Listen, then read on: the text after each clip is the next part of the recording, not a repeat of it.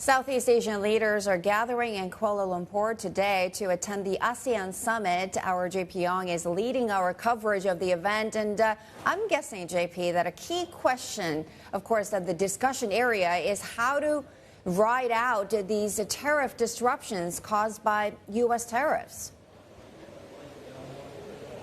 Yeah, absolutely, Sherry, and good morning to you, ladies, actually, from Kuala Lumpur. And you're right, this summit is actually going to be important because it doesn't just involve some of the biggest leaders in ASEAN also, but because we're also seeing the formation or the second iteration of the ASEAN GCC summit where they're conducting dialogue actually with some of the leading Gulf nations in the Middle East. And this time around, they decided to invite China, especially against the interesting backdrop or the perturbing backdrop of these tariffs and the possible breakdown, at least, of global trade orders, and also the rise of protectionism, given the fact that we are seeing the tariffs imposed by the Trump administration really riling up a lot of countries and also causing risks and fears of a possible global economic slowdown. The importance of actually speaking and perhaps building these new free trade agreements or new trade routes will be important for all three major economic blocs, actually.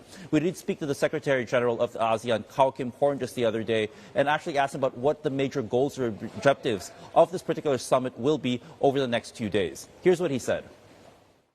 There's a lot of things happening with a lot of disruption, with a lot of uncertainty and volatility. At the same time, of course, we want to see what kind of dynamics we can have between ASEAN and GCC to build on the first ASEAN GCC summit that took place 2 years ago, what more we can do to maximize the potential of cooperation between the two regions, region-to-region cooperation. Now, of course, by bringing China, we have basically a trilateral regions, three regions coming together to meet, looking at what we can do together in terms of the economic agenda, meaning set the priorities of our cooperation. I think we're exploring, for ASEAN, we're looking at always the new opportunities, what we can do to maximize the overall ASEAN's core interests, particularly by engaging all the key players.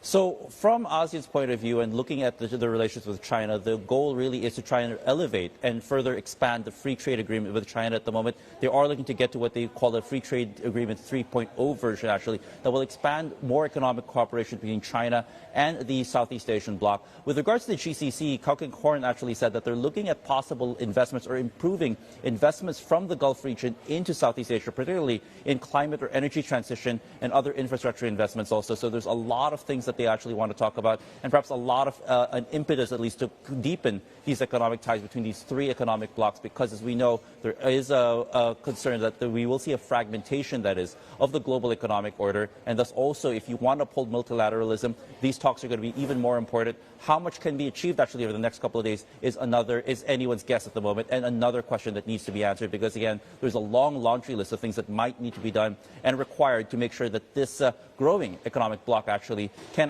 be effective on the global stage.